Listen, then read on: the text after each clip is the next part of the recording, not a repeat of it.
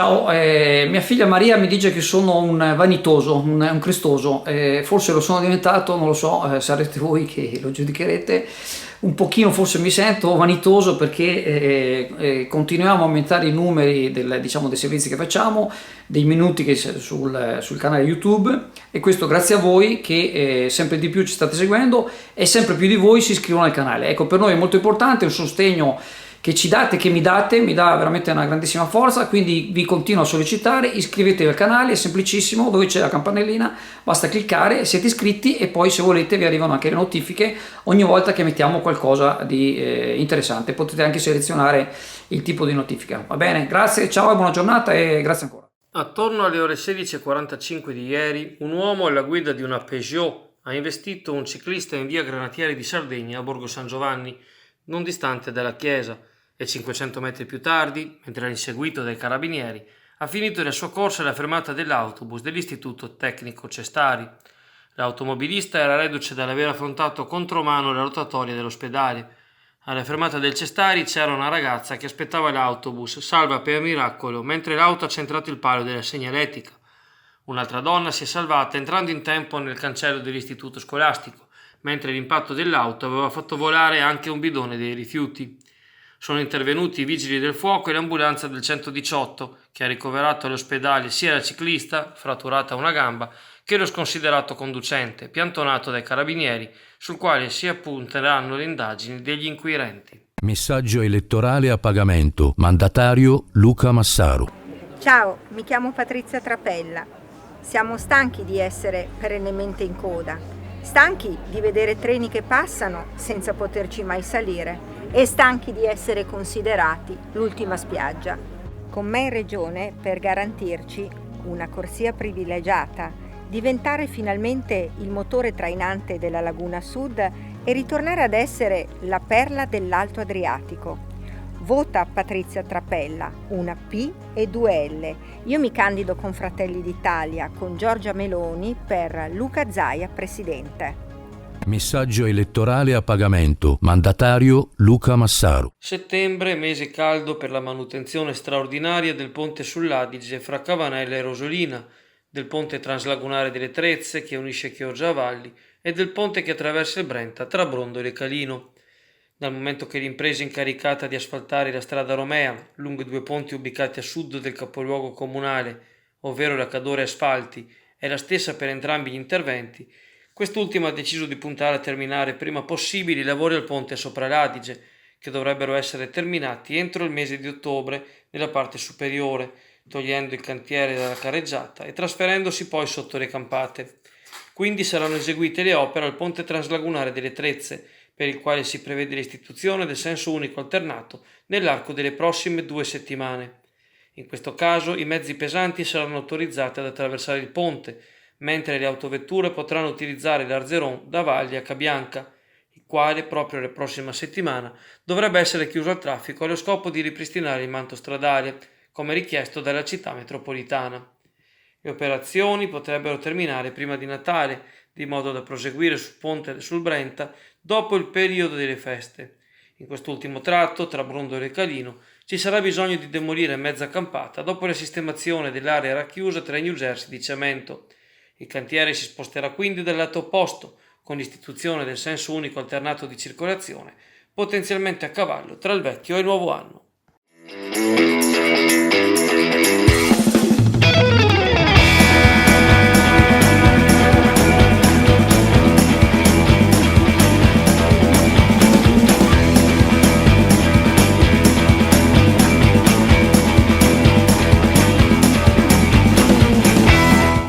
Mattinata al mercato orticolo di Brondolo per 6 degli 11 candidati locali al Consiglio regionale Veneto, le cui elezioni avranno luogo domenica 20 e lunedì 21 settembre.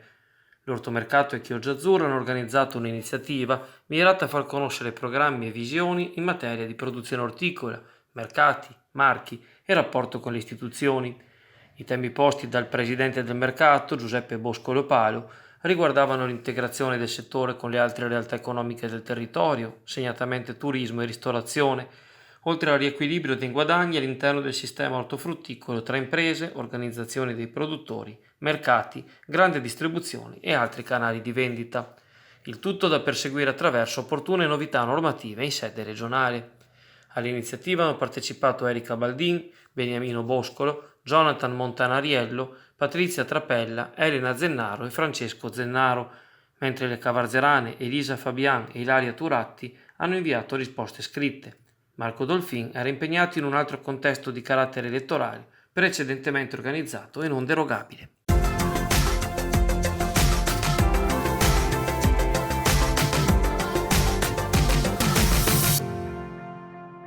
Dopo la presentazione di lunedì, la nona edizione di Chioggia Vela è pronta a mollare gli ormeggi e a prendere il largo. Inizia infatti nel fine settimana con la Bards Bash e Meteo Rosa, la kermesse organizzata dal Circolo Nautico Chioggia con lo scopo di riproporre la centralità della vita di mare in una città tradizionalmente, culturalmente ed economicamente votata ad esso. Il calendario 2020 della manifestazione prevede 5 eventi nell'arco di 2 weekend. Si inizia oggi, sabato 12 settembre, con la Bards Bash.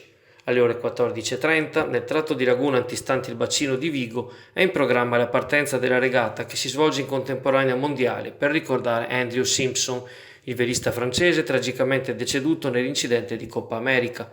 Sono ben 58 le nazioni partecipanti, con oltre 1037 club velici che organizzano l'evento. Chioggia segue anche per il 2020 lo stesso format, con il giro del canale della Perognola da percorrere in senso antiorario. La classifica locale sarà immediata in tempo reale, mentre successivamente la segreteria centrale dell'evento elaborerà i dati con il Bards Number, creando una nuova classifica in tempo compensato a livello locale e anche una classifica mondiale che sarà consultabile sul sito bardsbash.com. Domani il programma prevede invece l'appuntamento con Meteo Rosa, la veleggiata con equipaggio interamente femminile, organizzata dallo Yacht Club Padova, nel campo di regata antistante la spiaggia di Sottomarina.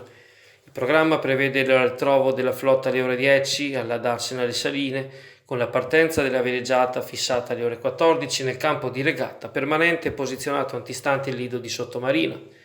Le classifiche verranno stilate in tempo reale, una a vele bianche e una con spinnaker.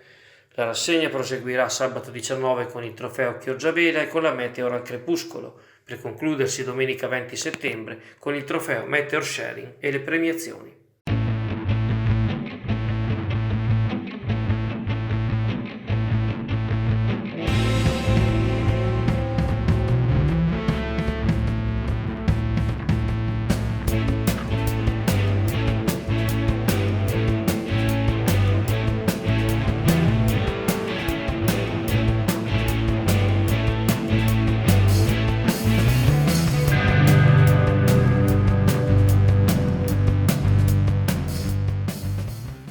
Questa sera dalle ore 21, nel maestoso scenario della chiesa di Santa Caterina in Chioggia, avrà luogo un concerto di musica classica dal titolo Il legno che canta.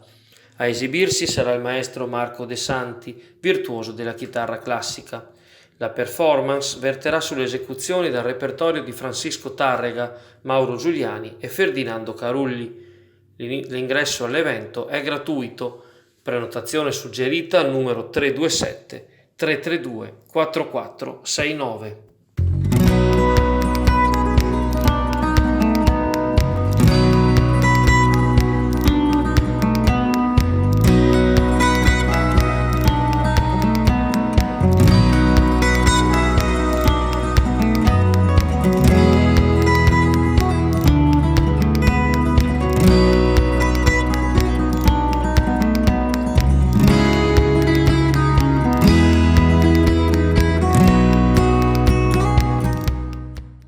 Appuntamento di fine estate domani mattina, domenica 13 settembre, al Bosco Nordio. La società Acqua organizza un picnic con Bio Blitz dalle ore 10, un'occasione divertente per scoprire le bellezze della natura floro-faunistica e per imparare a osservare e conoscere l'ambiente circostante, condividendo informazioni scientifiche relative alla vegetazione e agli animali che abitano la riserva. Fino alle ore 16.30 l'escursione sarà guidata da un esperto dell'associazione. Durante tutta la giornata sarà possibile effettuare giochi e risolvere enigmi in materie naturali, sostando per il pranzo in aree interne attrezzate. La partecipazione con ingresso costa 5 euro. Prenotazione obbligatoria numero 345 2518 596.